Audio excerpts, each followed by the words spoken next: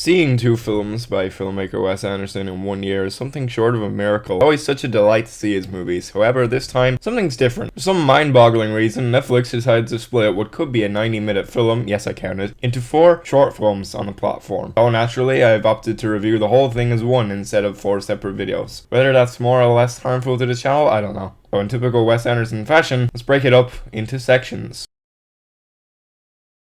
First, of course, being about the titular Henry Sugar. Easily the best of all these. All of the performances are really stellar. When stills came out for this film, people thought that solely because Benedict Cumberbatch was floating in the air, it just had to be an MCU reference. And in context of the film, there's a whole thought-out explanation to it. Plus, it's also literally a reference to the fucking book it's based off of. This is as faithful as an adaptation can get, as the screenplay is essentially the book itself. What we see on screen is what you will be reading. Right down to narration, having the words "I said" after saying a sentence. This is pretty jarring and can take a while to get into at first, but as the short goes on, it's a lot more easier to sit through. It's of course visual eye candy, and I love how this and all the other shorts feel like a stage play.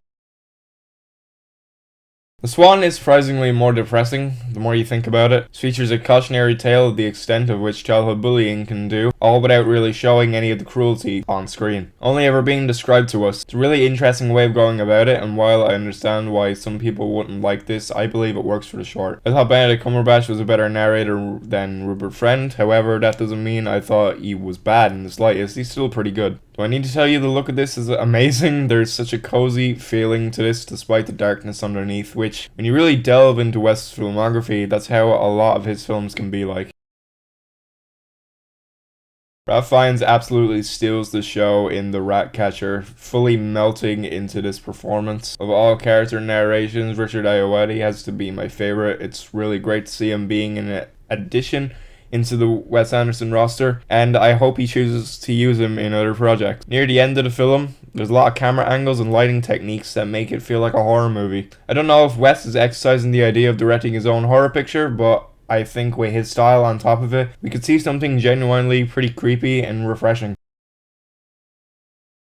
Poison didn't really do much for me. That's not to say it's bad at all, just wasn't the most engaging for me. Maybe the appeal of having this split into separate parts got a little daunting, and if I'd seen it as a full thing, it might have been a little better for me. I appreciate the stakes that they have here and the writing along with its delivery from Patel. It kept me hooked, just only to an extent. So there you have it. That's all of these Roald Dahl, Wes Anderson shorts Netflix has to offer. If I'm looking at it at one film, it's an easy 4.5 stars. However, if you wish to hear my ratings for all of them, here they are. They're all really fun, relatively short and sweet. Some people may like that, but there may be other people wanting more. For me, I lie somewhere in between.